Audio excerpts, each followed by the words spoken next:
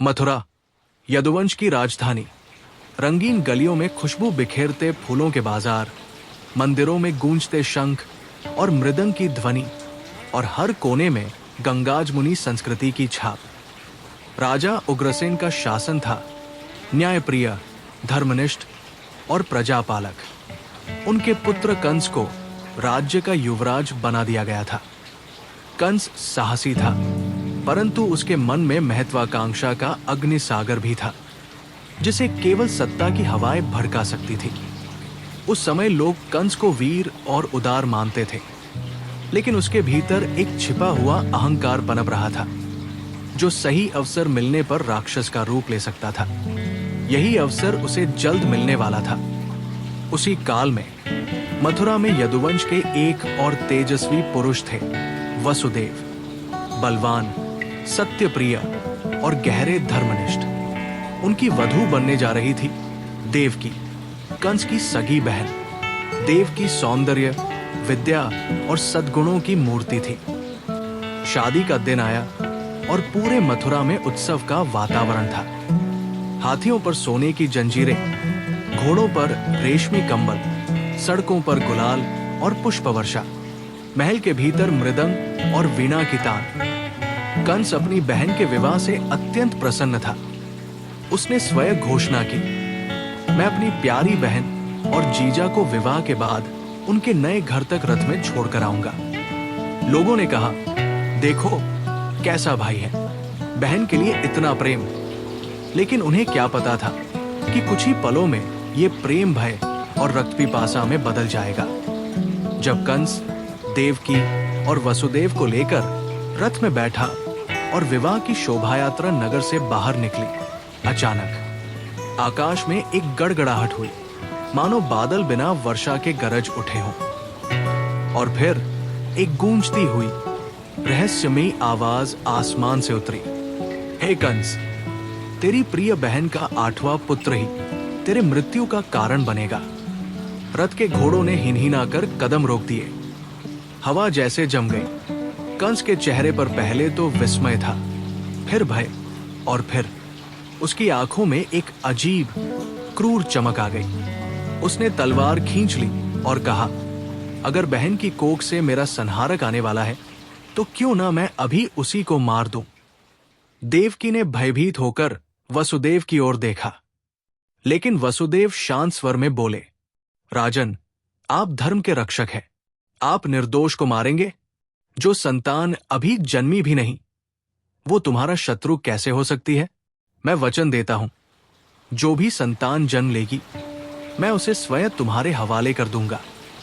कंस ने कुछ क्षण सोचा। उसकी महत्वाकांक्षा उसे कह रही थी कि बहन का वध अभी कर दो, लेकिन उसकी चालाकी ने उसे रोका। अच्छा वसुदेव, मैं तुम्हारे वचन पर भरोसा करता हूं, लेकिन तुम दोनों को मैं सुरक्षित कारागार में रखूंगा, ताकि मेरी आंखों के सामने तुम्हारे बच्चे पैदा हों। और इस प्रकार देवकी और वसुदेव को मथुरा की सबसे सुरक्षित जेल में डाल दिया गया। ऐसी जेल जिसकी दीवारें मोटी पत्थरों की, दरवाजे लोहे के और पहरेदार चुस्त। समय बीतता गया। देवकी ने पहली संतान को जन्म दिया और वसुदेव ने अपना वचन निभाते हुए उसे कंस को सौंप दिया। कंस ने पल भर की भी देर नहीं की और नवजात का वध कर दिया। पहली बार देवकी ने चीखते हुए भगवान से पूछा, हे प्रभु, ये कैसी लीला है? एक माँ की गोद खाली क्यों कर दी जाती है? वसुदेव ने आंसुओं को छुपाते हुए कहा, देवी, धैर्य रखो। जो कुछ हो रहा है उसके पीछे कोई गहरी योजना है। लेकिन 7 बार यही क्रूर घटना घटी। हर बार जन्म लेने से पहले ही देवकी का हृदय भय से कांप उठता और वसुदेव का दिल अपराध बोध से भर जाता। जेल के भीतर समय जैसे ठहर गया था। केवल ताले की खटखट और पहरेदारों की आवाज सुनाई देती थी। हर संतान के वध के बाद भी कंस चैन से नहीं सोता था। वो जानता था, आकाशवाणी झूठ नहीं हो सकती। 8वां बच्चा जरूर आएगा और वही मेरी मृत्यु लाएगा। उसका भय उसे और निर्दयी बना रहा था। वो मथुरा में आतंक का पर्याय बन गया। जो भी उसके विरुद्ध बोलता वो मृत्युदंड पाता। राजा उग्रसेन को उसने सत्ता से हटाकर स्वयं सिंहासन हथिया लिया। एक रात अष्टमी की आहट, 7वीं संतान का वध हो चुका था। देवकी अब अत्यंत दुर्बल हो गई थी, लेकिन वसुदेव ने उनके माथे पर हाथ रखकर कहा, देवी, मुझे आभास हो रहा है कि अगली संतान वही होगी जिसके लिए ये सारी लीला रची गई है। और फिर आया भाद्रपद कृष्ण पक्ष की अष्टमी का दिन। दिन भर मथुरा में बादल छाए रहे। सूर्यास्त के बाद हवा तेज हो गई। आधी रात तक आसमान में बादल गरज रहे थे, बिजली चमक रही थी और हल्की बूंदाबांदी शुरू हो गई थी। जेल के भीतर पहरेदार अलाव के पास बैठे ऊँघ रहे थे। देव की पीड़ा से कराह रही थी और वसुदेव उनके पास खड़े प्रार्थना कर रहे थे। दिव्य जन, जैसे ही रात का तीसरा पहर आया, अचानक कारागार में एक मृदुल प्रकाश फैल गया। देवकी के सामने बालक का रूप धारण किए हुए, लेकिन 4 भुजाओं और शंख, चक्र, गदा, पद्म धारण किए भगवान विष्णु प्रकट हुए। उनकी आंखों में करुणा और तेज का अद्भुत संगम था। भगवान बोले, माता, पिता, मैं तुम्हारा वो पुत्र हूं जिसके लिए तुमने 7 संतानों का बलिदान सहा है। मैं धर्म की पुनः स्थापना के लिए अवतरित हुआ हूं। कंस के अत्याचार का अंत निकट है। देवकी और वसुदेव आंसुओं में भीग गए। वसुदेव ने कहा, प्रभु, हम आपका क्या करें? कंस तो आपको देखते ही मार डालेगा। भगवान ने मुस्कुराते हुए कहा, इसलिए मैं तुम्हें बालक के सामान्य रूप में दिखाई दूंगा। तुम मुझे गोकुल ले जाकर नंद यशोदा के यहाँ छोड़ दो और वहां जन्मी योगमाया को यहाँ ले आओ। कोई तुम्हें रोक नहीं पाएगा, क्योंकि ये सब मेरी योजना है। भगवान के वचन के बाद पल भर में ही उनका 4 भुजाओं वाला रूप लुप्त हो गया और वे एक सुंदर शांत शिशु बन गए। देवकी ने उन्हें अपनी गोद में लिया। उनकी त्वचा नीली कमल जैसी कोमल, आंखें जैसे गहरी झील और होठों पर हल्की मुस्कान। अचानक कारागार में एक चमत्कार हुआ। लोहे की मोटी जंजीरें जो वसुदेव के हाथ पैर में बंधी थी, बिना किसी शोर के गिर पड़ी। जेल का भारी लोहे का दरवाजा धीरे धीरे चरमराते हुए खुल गया, जैसे किसी अदृश्य शक्ति ने उसे धक्का दिया हो। पहरेदार, जो कुछ देर पहले अलाव के पास बातें कर रहे थे, अब गहरी नींद में थे, मानो समय उनके लिए थम गया हो। देवी, प्रभु का आदेश है, मुझे अब निकलना होगा। तुम चिंता मत करना, मैं इन्हें सुरक्षित गोकुल पहुंचा दूंगा और योगमाया को लेकर लौट आऊंगा। देवकी ने अपने आंसुओं के बीच मुस्कुराकर बच्चे को चूमा और कहा, जाओ, मेरे लाडले की रक्षा करना। वसुदेव ने नवजात कृष्ण को टोकरी में रखा, ऊपर कपड़े से ढक दिया ताकि वर्षा और ठंडी हवा से बचाया जा सके। जेल से बाहर निकलते ही उन्होंने देखा, आकाश काला पड़ चुका था, बादल गरज रहे थे और मूसलधार बारिश हो रही थी। बिजली की चमक में वे खाली गलियों और बंद दरवाजों को देखते हुए आगे बढ़े। रास्ते में हर मोड़, हर चौक पर पहरेदार थे, लेकिन आज कोई भी उन्हें देख नहीं पा रहा था। मानो प्रभु ने वसुदेव को अदृश्य कर दिया हो। उनके कानों में केवल बारिश की बूंदों और यमुना की लहरों की आवाज थी। गोकुल जाने के लिए वसुदेव को यमुना नदी पार करनी थी। बारिश के कारण यमुना उफान पर थी। पानी काले नाग की तरह मचल रहा था। लहरें किनारे से टकराकर गरज रही थी। वसुदेव टोकरी को सिर पर रखकर पानी में उतरे। जैसे ही वे आगे बढ़े, लहरें उनके घुटनों, फिर कमर, फिर कंधों तक पहुंच गई। जब पानी टोकरी के पास आने लगा, तभी एक अद्भुत घटना हुई। यमुना ने अपने प्रवाह को धीमा कर दिया और बीच में एक संकीर्ण उथला मार्ग बन गया। लहरें मानो प्रणाम करते हुए किनारे हट गई और वसुदेव उस रास्ते पर चलने लगे। कहते हैं, यमुना ने श्री कृष्ण के चरणों को छूने के लिए एक बार हल्के से टोकरी को झुकाया। टोकरी में से बच्चे के नन्हे पैर बाहर आए और नदी ने उन्हें चूमकर आशीर्वाद लिया। इसके बाद नदी शांत होकर वसुदेव को गोकुल की ओर बढ़ने दी। बारिश के बीच वसुदेव गोकुल पहुंचे। नंद बाबा का घर उस समय सोया हुआ था। घर के भीतर यशोदा माता प्रसव पीड़ा से थककर नींद में थी। योगमाया, जो भगवान की योजना का हिस्सा थी, वह पहले ही जन्म ले चुकी थी, लेकिन उनका शरीर साधारण मानवी बालिका जैसा था। वसुदेव ने सावधानी से श्री कृष्ण को यशोदा के बगल में लिटा दिया और योगमाया को टोकरी में रख लिया। सब कुछ इतनी शांति से हुआ कि घर के किसी भी सदस्य को खबर तक न हुई। अब वसुदेव को उसी रास्ते से वापस मथुरा लौटना था। बारिश अभी भी हो रही थी, लेकिन नदी पहले से शांत थी। वे उसी मार्ग से लौटे, टोकरी में योगमाया को लेकर। जेल पहुंचे तो देखा दरवाजा अब भी खुला था। पहरेदार वैसे ही गहरी नींद में थे। जैसे ही उन्होंने कदम रखा, दरवाजा अपने आप बंद हो गया और जंजीरें फिर से उनके हाथ पैर में बंध गई। देवकी ने जब टोकरी से बालिका को देखा तो समझ गई कि ये प्रभु की ही लीला है। सुबह होते ही कंस को खबर मिली कि देवकी ने संतान को जन्म दिया है।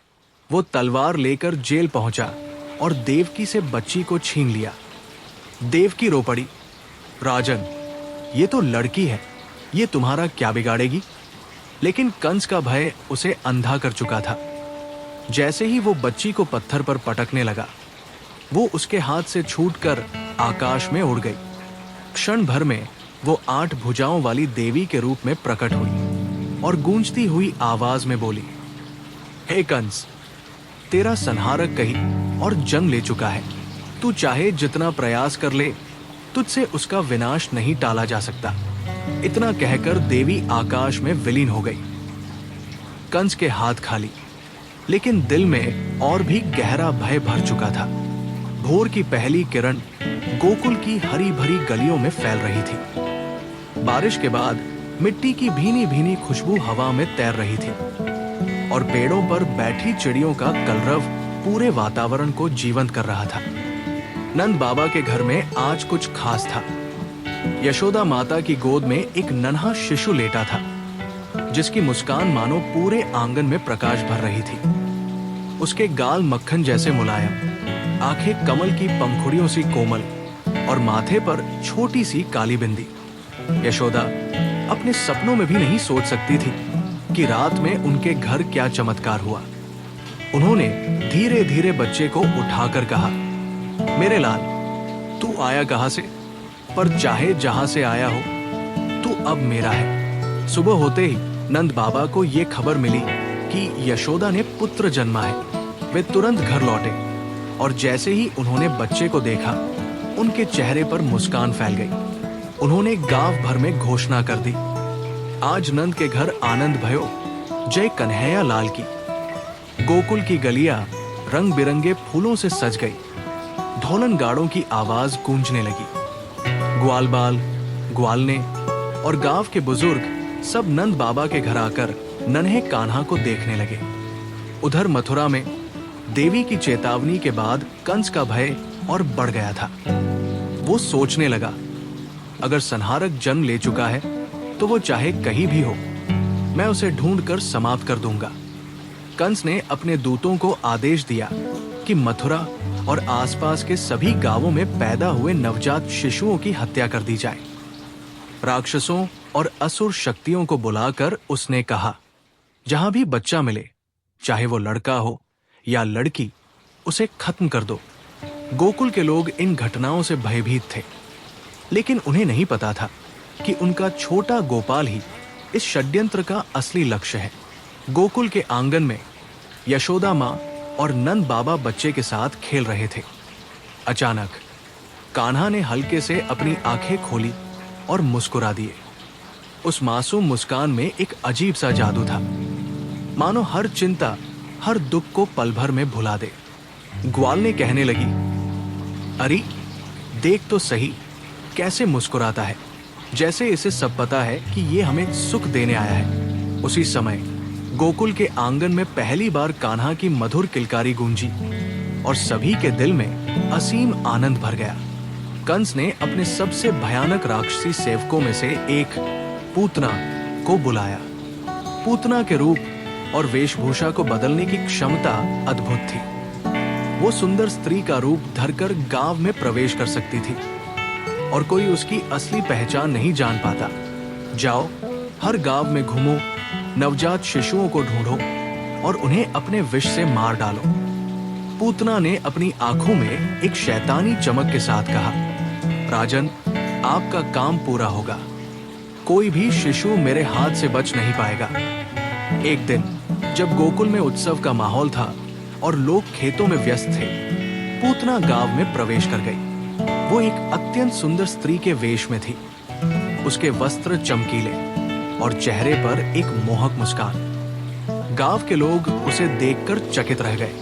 वो सीधे नंद बाबा के घर पहुंची और बिना किसी को शक हुए बोली, मैं इस नन्हे शिशु को आशीर्वाद देना चाहती हूं। यशोदा और रोहिणी ने सोचा कि ये कोई साध्वी होगी और उसे भीतर आने दिया। पूतना ने कान्हा को गोद में उठाया और अपने विषैले स्तनों से दूध पिलाने का प्रयास किया। लेकिन ये वही क्षण था जब दिव्य लीला प्रकट हुई। कन्हैया ने अपनी मासूमियत भरी मुस्कान के साथ पूतना का दूध पीना शुरू किया, पर साथ ही उसकी प्राण शक्ति भी खींचने लगे। पूतना ने पहले हल्का दर्द महसूस किया, फिर उसका चेहरा डर से भर गया। वो समझ गई कि ये कोई साधारण शिशु नहीं है। उसने छूटने की कोशिश की, लेकिन कान्हा ने मजबूती से पकड़ रखा था। अंततः उसका वास्तविक रूप प्रकट हुआ, एक विशाल भयावह राक्षसी, जिसकी चीख से पूरा गोकुल कांप उठा। लेकिन तभी उसका शरीर निर्जीव होकर गिर पड़ा और कान्हा उसकी छाती पर खेलते रहे जैसे कुछ हुआ ही न हो। गांव के लोग दौड़े और ये दृश्य देखा। यशोदा भयभीत हो गई, लेकिन नंद बाबा ने उन्हें शांत किया। ये बच्चा कोई साधारण नहीं, ये स्वयं देवताओं का वरदान है। पूरे गांव ने पूतना के विशाल शव का अंतिम संस्कार किया। अजीब बात यह थी कि उसके शरीर से विष नहीं, बल्कि चंदन और फूलों की सुगंध आ रही थी, मानो कृष्ण के स्पर्श ने उसकी आत्मा को मुक्ति दे दी हो। मथुरा में जब कंस को यह समाचार मिला कि उसकी भेजी हुई पूतना मारी गई, तो उसका क्रोध आकाश छूने लगा। उसने अपने दरबार में पैर पटकते हुए कहा, एक शिशु ने मेरी सबसे शक्तिशाली दासी को मार दिया। ये साधारण बच्चा नहीं हो सकता। वो अवश्य वही है जिसके बारे में आकाशवाणी ने चेतावनी दी थी। कंस का भय अब और अधिक क्रूरता में बदल गया। उसने अपने अन्य दैत्य सेवकों को बुलाकर आदेश दिया, गोकुल और आसपास के गांवों पर नजर रखो। जो भी असामान्य बच्चा दिखे, उसका अंत कर दो। उधर गोकुल में पूतना की घटना के बाद लोग कृष्ण को और भी चमत्कारी मानने लगे थे। यशोदा माँ और नंद बाबा के लिए वो अब केवल बेटा नहीं, बल्कि गांव की शान और सुरक्षा का प्रतीक बन गया था। कृष्ण अब रेंगना सीख चुके थे। वे कभी आंगन में मिट्टी में खेलते, तो कभी ग्वाल बालों के पीछे पीछे गायों के पास पहुंच जाते। उनकी नटखट मुस्कान और चमकती आंखें हर किसी का दिल जीत लेती। कंस ने अगला वार करने के लिए एक दैत्य को भेजा, जिसका नाम था शक्टा। वह एक रहस्यमयी शक्ति वाला राक्षस था, जो किसी भी निर्जीव वस्तु में प्रवेश कर सकता था और उसे जीवित कर सकता था। गोकुल में उस दिन उत्सव का माहौल था। नंद बाबा ने कृष्ण के नामकरण संस्कार का आयोजन किया था। घर के आंगन में एक पुराना बैलगाड़ी का ठेला शक्टा खड़ा था, जिसमें अनाज और सामान रखा था। राक्षस शक्टा उसी ठेले में प्रवेश कर गया, ताकि मौका मिलते ही कृष्ण को कुचल दे। संस्कार के दौरान यशोदा ने कान्हा को झूले में लिटा दिया और कुछ समय के लिए व्यस्त हो गई। कृष्ण ने देखा कि पास में वो भारी ठेला खड़ा है।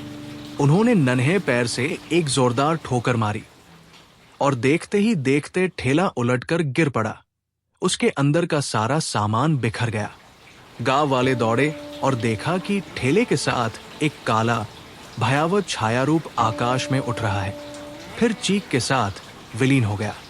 नंद बाबा समझ गए कि यह कोई साधारण ठेला नहीं था, यह राक्षस शक्टा था, जिसका अंत कृष्ण ने कर दिया। शक्टा की असफलता के बाद कंस ने एक और दैत्य भेजा, तृणावर्त। वो आंधी और बवंडर का स्वामी था। कंस ने आदेश दिया, जाओ और उस बालक को उठाकर आकाश में ले जाकर गिरा दो। तृणावर्त ने गोकुल में एक भीषण आंधी ला दी। आकाश धूल से भर गया। लोग अपनी आंखें बंद करके घरों में छिप गए। इसी अफरात फरी में तृणावर्त ने कान्हा को गोद में उठा लिया और बवंडर के साथ ऊंचाई पर उड़ गया। जैसे जैसे वो ऊपर जा रहा था, कृष्ण उसके गले में अपने नन्हे हाथों से कसकर पकड़ते गए। तृणावर्त ने महसूस किया कि उसका दम घुट रहा है। वो ऊंचाई पर संतुलन खो बैठा। उसकी शक्ति क्षीण हो गई और वो जमीन पर गिर पड़ा। गिरते ही उसका विशाल भयावह रूप प्रकट हुआ और उसका प्राणांत हो गया। गोकुल के लोग दौड़े और देखा कि कान्हा उसके सीने पर हंसते हुए बैठे हैं, जैसे ये सब कोई खेल हो। इन घटनाओं के बाद गोकुल के लोग मानने लगे कि कान्हा कोई साधारण बच्चा नहीं है। ग्वाल ने उन्हें अपनी गोद में उठाकर लोरियां गाती। ग्वाले उनकी नटखट हरकतों पर हंसते। कृष्ण अब चलना सीख चुके थे और माखन चुराने की आदत भी डाल चुके थे। कभी वे छाछ की मटकी फोड़ देते, कभी गायों की पूंछ पकड़कर दौड़ लगाते। यशोदा माँ कभी कभी नाराज होती, लेकिन उनका मन भी इस नटखट लाडले पर फिदा था। मथुरा में कंस लगातार अपने दूतों से असफलता की खबरें सुनकर और परेशान हो रहा था। उसके मन में केवल एक ही विचार था, जब तक ये बच्चा जीवित है, मेरी मृत्यु निश्चित है। मुझे इसे हर हाल में समाप्त करना होगा। लेकिन जितना वह प्रयास करता, उतना ही वो अदृश्य शक्ति से हार जाता। उसे ये भी समझ आने लगा कि ये लड़ाई केवल बल से नहीं जीती जा सकती। इसके पीछे कोई दैवी योजना है।